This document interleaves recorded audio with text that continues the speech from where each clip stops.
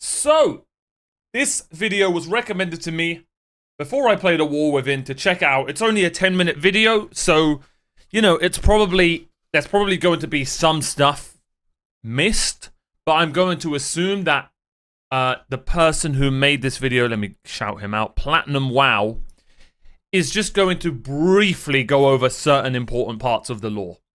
If you want me to watch a video where it's like super in-depth over the lore, let me know and I'll check out that video one day, one time, whenever.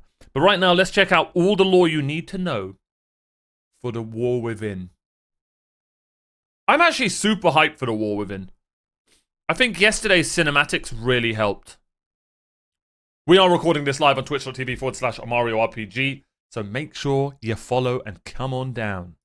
The War Within expansion is coming out soon, and it's the beginning of a trilogy of expansions called the— Wait, what? Oh, I didn't know that. I wonder if after they're done with these three,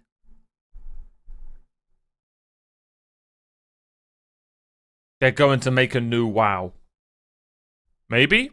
Or they're going to— I don't think they'll ever make a new WoW, well, down the line, but maybe they'll, like, relaunch the lore of WoW or something like that. Like, reset it. Or just make new characters. Who knows? Just change the world to somewhere else.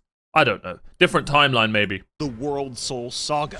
If I could put each of the recent World of Warcraft expansion stories on a graph, it would look something like this. But Warcraft— Wait, what? What did he say? World of Warcraft expansion stories on a graph, it would look something like this.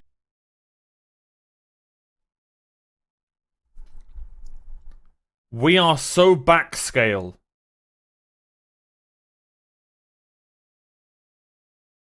So this is bad? Or this is alright? I guess this is mid, bros. Wait, Legion is known as like a really good one? Okay. Battle for Azeroth seemed alright. It would have helped if I knew the lore. Ah. Why is Dragonflight not higher? I thought Dragonflight was really good. What do I know? This. But Warcraft's original creative director, Chris Metzen, is coming back, and the story of The War Within has the potential to look something like this. Okay, relax, buddy. Also, this Chris Metzen guy, what was the last expansion he worked on? Let me guess, Legion? And then this was everyone else? Draenor. Well, okay. Is coming back, and the story of The War Within has the potential to look something like this. Problem is, there's a whole lot of history in the Warcraft universe that you have to have an understanding of in order for this expansion and the entire World Soul Saga to make any sense. So let's not waste any time and jump right into it. First, let's start with the obvious one. What the fuck is a World Soul? Think of the world of Azeroth as a giant egg, and inside of that egg is a World Soul. This World Soul contains a Titan. Titans are gods of— So it's like the Earth's core? Order, and it is said that if the Azeroth Titan is ever born, she could be the most powerful Titan to ever exist. Because of this, other cosmic forces have tried to destroy or corrupt Azeroth and its World Soul. At the end of the Legion expansion, Sargeras, a corrupted Titan and leader of the Burning Legion, stabs Azeroth with his giant sword in a desperate attempt to destroy the world before he's imprisoned. Sargeras fails to kill Azeroth, but he did leave his giant sword in the planet and— My goal is to go and see this. I don't know where this is, but I want to go and see this. This is so badass.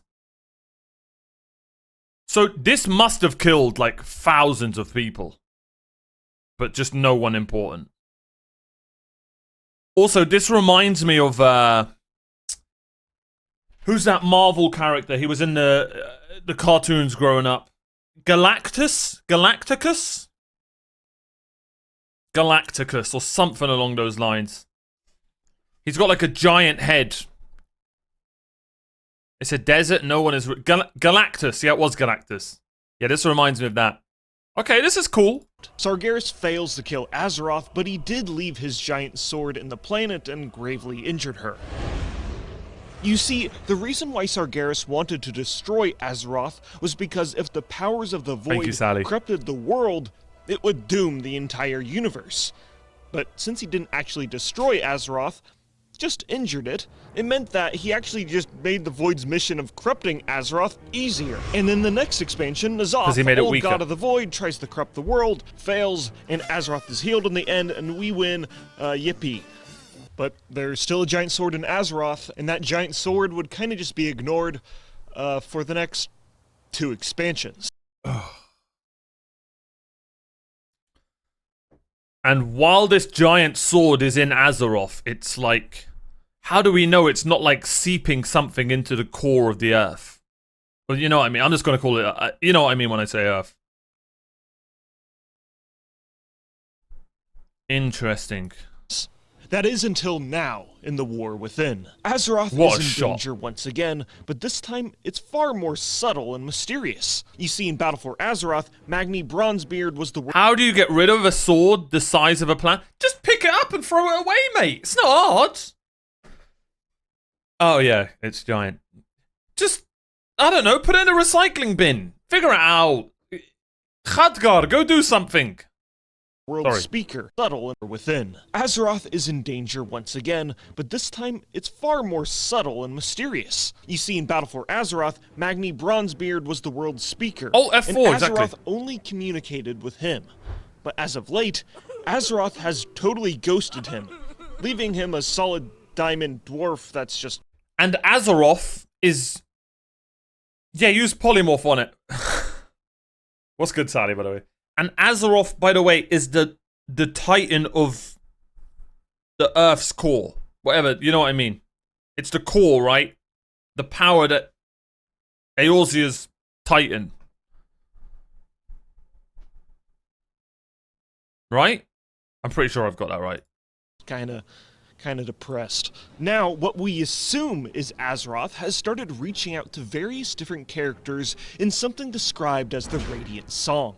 This is a powerful, overwhelming vision that ramps up in intensity and is demanding characters to travel deep within the Earth to investigate its origins. Let's quickly cover the backstories of each of the characters that are hearing. All the characters who've heard the Radiant Song. Khadgar, Jaina Windrunner. That'll farm some comments. I'm the genius. Anduin.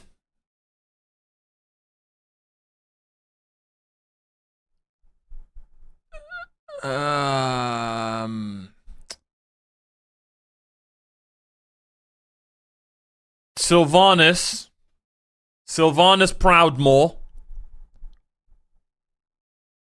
This is Thrall. And this person does not matter. Because every cinematic I've seen or heard, they have not shown up once. So they are useless to me. Alright. That's Sylvanas' sister? You're damn right she is. Sorry. Jaina is not a Windrunner.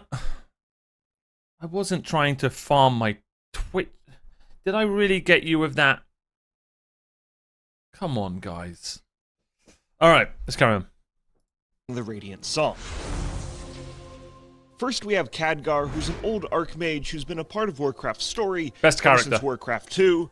He's played a part in numerous fundamental events in the universe's history, like destroying the Dark Portal, leading the Kirin Tor mages of Dalaran, traveled to alternate Draenor, played a fundamental role in the Legion's most recent invasion. Point is, he's experienced, and his age has started to show as of late. As the Radiant Song is called out to him, he described it as the feeling of being filled with light and benevolence. And another member of the Kirin Tor, Archmage Madera, described it as feeling like coming home. It's fine, Jaina you need a coffee. And Thrall have heard the Radiant Song too. If you don't know who these characters are, I don't know, how did you even find this video? But really, both of these characters have history that's just far too expansive to cover here, and honestly, I don't really expect their personal stories to progress in this expansion, and more serve as familiar faces to tell the player character what to do. But if you don't know who they are, Jaina's like a badass Elsa, and Thrall is like a self-insert for Chris Metzen, okay?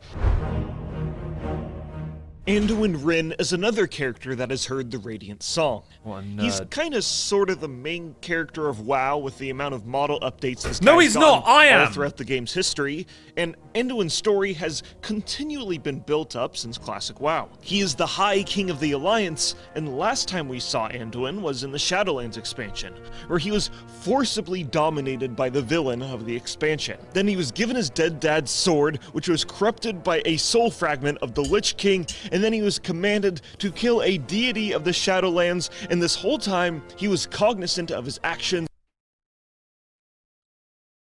That sounds badass and amazing. Why does everyone hate Shadowlands? I don't get it. That sounded sick. I need to hear that again. Of the Alliance story has continually been built up since Classic WoW. He is the High King of the Alliance, and the last time we saw Anduin was in the Shadowlands expansion, where he was forcibly dominated by the villain of the expansion. Then he was given his dead dad's sword, which was corrupted by a soul fragment of the Lich King, and then he was commanded to kill a deity of the Shadowlands, and this whole time he was cognizant of his actions and was forced to watch himself do these awful things. That's so badass. At the end of the expansion, his two ghost dads grab his shoulder and he fights back the domination magic and regains his free will. That's so badass. After that was cool. Because the jailer suddenly and from nowhere was the mastermind behind the plot. Oh. Damn. Sorry. The Shadowlands, Anduin went into hiding to deal with his trauma. There's a time skip between Shadowlands and Dragonflight, which is about 5 years, and now Anduin is coming back into the story, still dealing with some trauma, and is one of the characters hearing the Radiant Song. The main villain is shallow, and they changed 20-year-old lore to make it seem like he was part of it. It was all in the jailer's plan. Right, okay. So, what Anduin did there, people can agree is cool and badass for his character, but it's how everything around it that caused that to happen wasn't well done. Is that like... I'm assuming that's like the main consensus on the Shadowlands expansion. Because that was really cool. That sounded really interesting. We have Illyria, who has not heard the Radiant Song, but... She hasn't heard the song because she is the song. Sorry. Instead, the dark whispers of the void, beckoning her to go down an insidious path. Do it. Illyria is one of the 3 Windrunner sisters, and has been... Damn!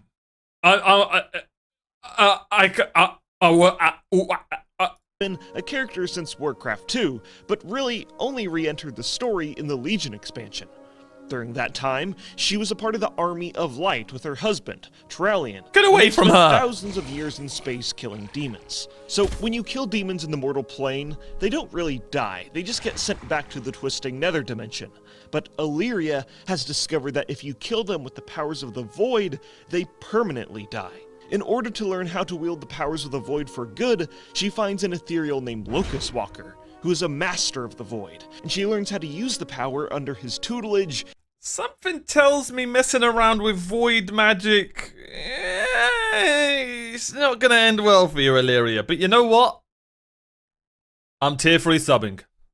And consumes the power of a corrupted Naru. Illyria mentions this Radiant Song phenomenon to Locust Walker, and that's when we uncover the key point to the mystery of this expansion. You see, Locust Walker is an ethereal, an arcane being wrapped together with magical bandages. But he wasn't always like this. The Ethereals used to live on their homeworld of Koresh, before it was consumed by a void being called Dementius, the All-Devouring. and the ethereals were transformed into... I'm not gonna lie, they're just copying Marvel at this point. That might annoy people, but isn't there a Planet Eater in Marvel? I forgot the character's name. Sorry. I feel like... It's a lazy story? Oh. Wait, Marvel or... Wait, Galactus is the planet... Bro! Yeah! Yeah, maybe they do need to bring this Metzen guy back. What they are today. But here's the important piece of information. Before their world was destroyed, the ethereals heard something, just like the Radiant Song. And once they realized what it was far too late, and their world was already doomed. Okay, so a Planet Eater is coming for Eorzea. The main antagonist of this expansion is Xal'atath. She's a void entity older than Azeroth herself.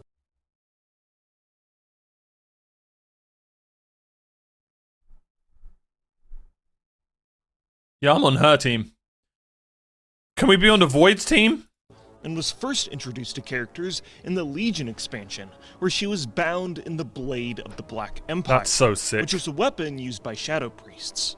Throughout numerous critical moments in Azeroth's history, Xal'atath has manifested into our world, corrupting certain individuals to fall to the Void. I've already made a video covering Xal'atath's extensive history, you can check it out right here. But in Battle for Azeroth, players free Xal'atath from her blade, and she possesses a dead Void Elf cultist body. Wait! So, the Xal'atath... Wait, did I do that quest?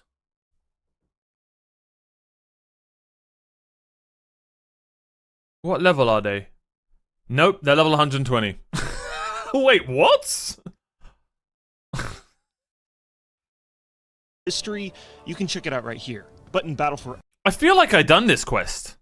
Oh, it's a Void Elf... Okay, never mind. Azeroth, players free Xal'atath from her blade, and she possesses a dead Void Elf cultist body.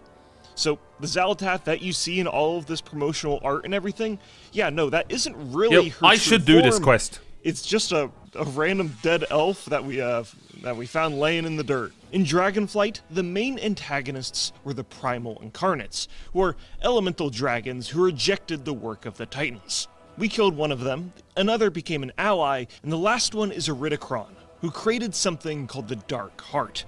This is a powerful relic that can absorb magical power and convert it into void energy. Now, in the War Within, Iridikron has allied himself with his... I will say, as a person who doesn't fully know the lore,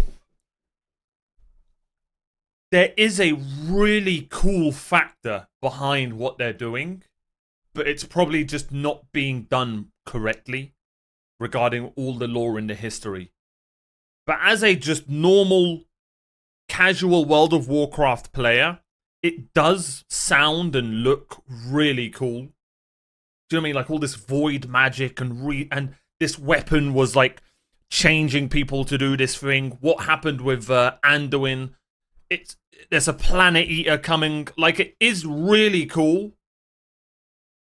But it's probably one of those things where when you look into it more, it's kind of like season 8 of Game of Thrones, right? Or whatever.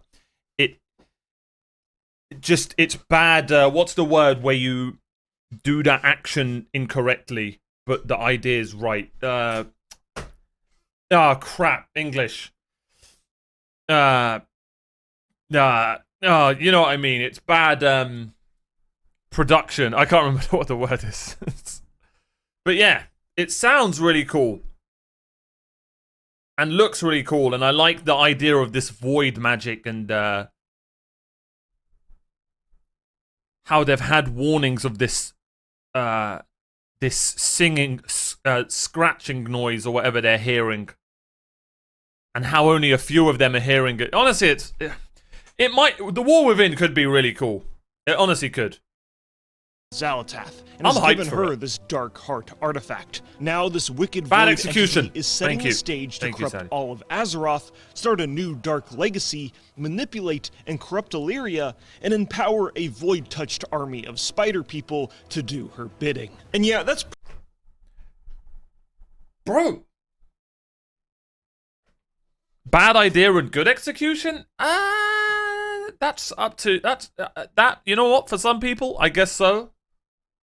But like, they've got a really good running MMO that I feel like they execute most things well. It would seem from my history of it. No, wait, they don't execute things very well, but the ideas are good. Hence why, whenever I play World of Warcraft, I always bring this up. It's kind of crazy to me that they haven't made any single-player RPGs to kind of help the lore of the world. Because I feel like a single-player RPG is easier to execute than an MMO, right? Because the lore and world is just so badass. But it must be so difficult to continue it in an MMO form. But, I mean, let's see. We'll see with The War Within. And you guys have said there's been expansions that are brilliant and really well executed and done really well. So, it definitely can be done. But yeah, if anyone wanted my opinion on how this all sounds so far, really cool. Love the idea of, like, this Void Stealer showing up. I also really like the idea of the Titan of the planet is like screaming out for help type thing. That's really cool as well. So there are some really, really interesting things going on, in my opinion. Pretty much everything you really need to know about Xal'atath. There's not that much more. Okay, Platinum, wow.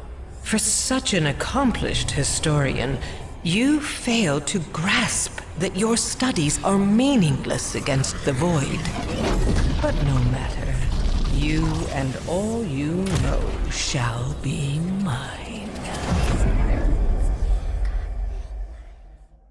Okay, Alright. maybe there's a little bit more to Xal'atath that we don't know about yet. Let's just, let's continue on with the video. I believe he just tier 3 subbed to her. And, fair enough. Okay. In order to stop Xal'atath, we must venture to Kazilgar and explore the 4 new zones and the races that live there. Starting with the Earthen on the Isle of Dorn, who are currently undergoing a... I think I'm gonna play one of these. I'll be honest. I think this is what I'm gonna play.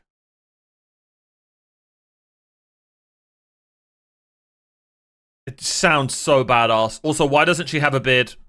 cultural and spiritual crisis, including endless infighting between each other and the inability to make new Earthen. Also, you get to explore the new capital city of the expansion, Dorn Ogal, which has a surprising amount of hot tubs. I don't know why. Nothing wrong with hot tubs, mate. Then you can delve into the ringing deeps and marvel at the Earthen's industrial There better be a creations. Balrog down there. There better be a Balrog down there. It's very simple, very easy. Bung a Balrog down there. It's not hard. Chris Metzen or whatever your name is. Put a Balrog in there. Thank you. And explore Hallowfall, and meet the light-worshipping Arathi humans and the massive crystal which looms above their zone. And finally, scour the kingdom of Aj-Kahet and work with uncorrupted Nerubians against the members of their race who have accepted Xal'atath's twisted... Wait, how does he know the story of the War Within? How do we know what's happening? How does he know all this? void enhancements with the promise of restoring their kingdom. This looks really cool. This actually is going to be so cool to explore. To its former glory. I'll be making far more extensive videos about all of these races and zones, I actually tried clicking don't on forget them. to subscribe. But if you want to learn some foundational lore about Xal'atath, Arathi, and Nerubians, I've made a playlist of old videos that you can watch, linked down below. And yep, that's the end of the video. I'm gonna leave before, she comes back, so, I'll see you later. Alright, cool. Really good video. That just gets me even more hyped for The War Within. And I feel like I kind of know what's gonna, you know, what's kind of going on before it. Final boss, Mean Dagger. You and all you know shall be mine. Sure, Void Mama. Basically, Azeroth is a giant crystal at the heart of the planet and it's telling main story NPCs to hear, feel, think. Oh. Oh. Oh. If no one knows what that means, Final Fantasy 14. That's how it starts. Oh, I didn't think of that. My head hurt. At least I know who Jane. Okay. Khadgar actually isn't as old as he looks. Maybe Castellanska and Jane's right time we can look. Okay, we know, mate. We know. We know Khadgar's not actually as old. Anyway, I'm hyped for the War Within. Let me know what you guys think. Good video. Check out Platinum WoW. Follow me on Twitch. And yeah, see you guys next time. That was a good video. I enjoyed that.